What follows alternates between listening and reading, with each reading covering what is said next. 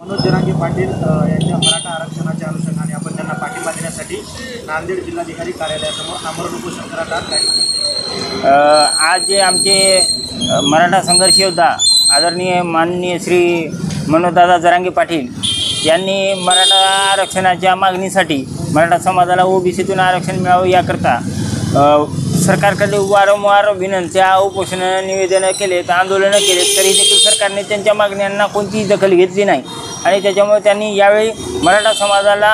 अंतिम आणि आखरीचं निर्णायक उपोषण आणि न्याय मिळवून देण्यासाठी करणारा आझाद मैदानला असं त्यांनी जाहीर केलेलं होतं आणि त्यांनी जाहीर केल्याप्रमाणे ते आज